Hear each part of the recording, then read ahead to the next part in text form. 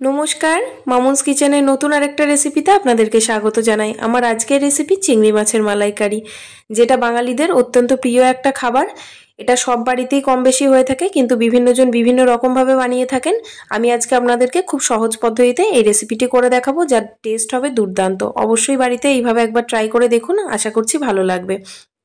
প্রথমে আমি এখানে 4 পিস চিংড়ি মাছ নিয়ে নিয়েছি, বড় সাইজের গলদা চিংড়ি। তারপরে চিংড়ি মাছগুলোকে পরিষ্কার করে নেবো। একটা কাঁচির সাহায্যে মাথার দিকের যে হুলের মতো অংশটা ছিল সেটা কেটে নিয়েছি। তারপরে মাথার দিকে একটা করাতের মতো ছিল সেটাও কেটে নিয়েছি। তার সাথে পাগুলোকে কেটে নিচ্ছি, দেখতেই পাচ্ছেন। এর সাথে সুরগুলোকেও একইভাবে আমি কাঁচি দিয়ে কেটে নিয়েছি। পাগুলো পুরো পরিষ্কার হয়ে যাওয়ার পরে দেখবেন লেজের কাছে এরকম একটা ছুচলো অংশ আছে, যেটাকে কাঁচি দিয়ে কেটে নিলাম। এবার মাথার দিক থেকে আমি এরকম ত্রিকোণ করে কেটে নিচ্ছি। এর ফলে মাথার সামনে যে নোংরাটা ছিল সেটা বার হয়ে যাবে, একই সাথে ভালোভাবে পরিষ্কারও হয়ে যাবে। আর এই হলুদ কালারের এটা কিন্তু ঘিলু, এটাকে খুব বেশি পরিষ্কার করার দরকার নেই। যারা এটা খেতে চান না তারা অবশ্যই ফেলে দেবেন। এবার মাথার পিছনে পিঠের দিক থেকে একটুখানি আমি চিড়ে নিলাম। পুরোটা চিরবেন না, অল্প একটু চিরবেন। চিড়ে কিছুটা অংশ ছাড়িয়ে ফেলে দেবেন। এটা কিছুই না, নিচের দিকে টান দিলেই ছাড়িয়ে যাবে। তারপরে মাঝখান দিয়ে একটু বডিটা চিড়ে নিয়ে মাঝখানে দেখবেন একটা সুতোর মতো থাকে, যেটা নোংরা, ওটাকে টেনে ফেলে দিচ্ছি। ব্যাস, আর কিছুই না। চিংড়ি মাছ ছাড়ানো খুবই সহজ। এবার ভালো করে ধুয়ে নিলেই চিংড়ি মাছটা সম্পূর্ণভাবে পরিষ্কার হয়ে যাবে। এর সাথে যে বড় বড় পাগুলো ছিল মোটা মোটা, সেই পাগুলোকেও আমি রেখে দিয়েছি। এগুলোকে আমি ফেলিনি, আপনারা চাইলে এগুলোকে নাও দিতে পারেন, কিন্তু এটা ভালোই লাগে খেতে। খুব ভালোভাবে পরিষ্কার করে নিয়েছি, দেখতেই পাচ্ছেন। মাছগুলোতে লবণ হলুদ মাখিয়ে 10 মিনিট রেখে দেব। আপনাদের রেসিপিটা ভালো লাগলে প্রত্যেক দিনের মতো আজকেও লাইক শেয়ার কমেন্ট করুন। আর আমার চ্যানেলে নতুন বন্ধু হয়ে থাকলে অবশ্যই আমার পাশে থাকুন সাবস্ক্রাইব করে।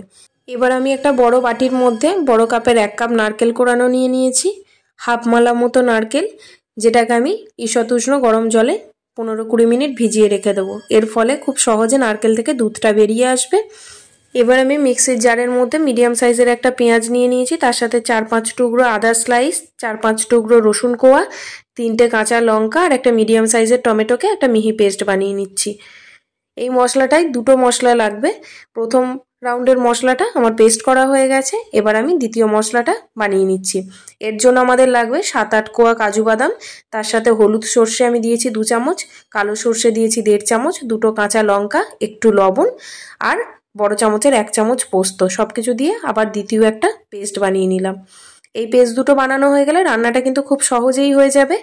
এবার আমি কড়াইয়ের মধ্যে সর্ষের তেল দিয়ে দিলাম। তেলটা গরম হয়ে গেলে লবণ হলুদ মাখানো মাছগুলো দিয়ে এপিট ওপিট উল্টে খুব বেশি হলে 1.5 থেকে 2 মিনিট ভেজে নেবেন।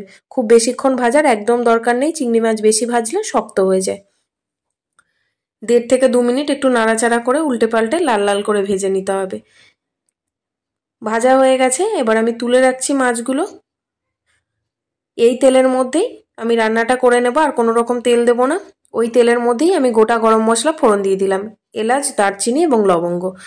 তারপর একটু নাড়াচাড়া করে নিয়ে প্রথমে যে পেঁয়াজের পেস্টটা বানিয়ে রেখেছিলাম, পেঁয়াজ, আদা, রসুন, কাঁচা লঙ্কা, টমেটো দিয়ে সেই পেস্টটা দিয়ে ভালো করে নাড়তে থাকবো মিডিয়াম ফ্লেমে। ভালো করে মশলাটা থেকে তেল ছেড়ে আসলে পরে যে মশলাটা বানিয়ে রেখেছিলাম পোস্ত, কাজু বাদাম, সর্ষে দিয়ে, সেই মশলাটা দিয়ে আবারও কষাতে থাকবো 3 থেকে 4 মিনিটের জন্য। যখন এরকমভাবে তেল ছেড়ে আসবে তখন আমি দিয়ে দিচ্ছি নারকেলের দুধ।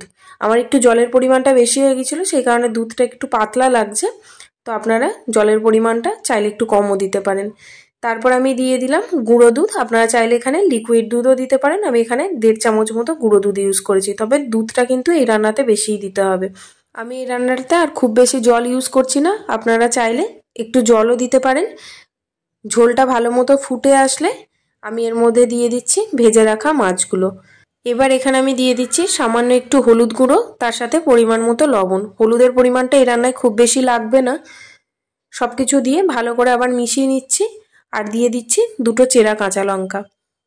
আবার একটু নাড়াচাড়া করে নিয়ে ঢাকা দিয়ে রান্না হতে দেবো 4 থেকে 5 মিনিটের জন্য। 5 মিনিট পরে আমি ঢাকা খুলছি। আমাদের মালাইকারি অলমোস্ট রেডি। দেখুন এইটুকু গ্রেভি থাকবে মাছের মধ্যে, খুব বেশি ঝোল বা খুব শুকনো শুকনো হলে ভালো লাগবে না। একটু নাড়াচাড়া করে নিয়ে এর মধ্যে একে একে দিয়ে দিচ্ছি সামান্য একটু চিনি, তার সাথে গরম মশলার গুঁড়ো। খুব সহজে তৈরি হয়ে গেল চিংড়ি মাছের মালাইকারি।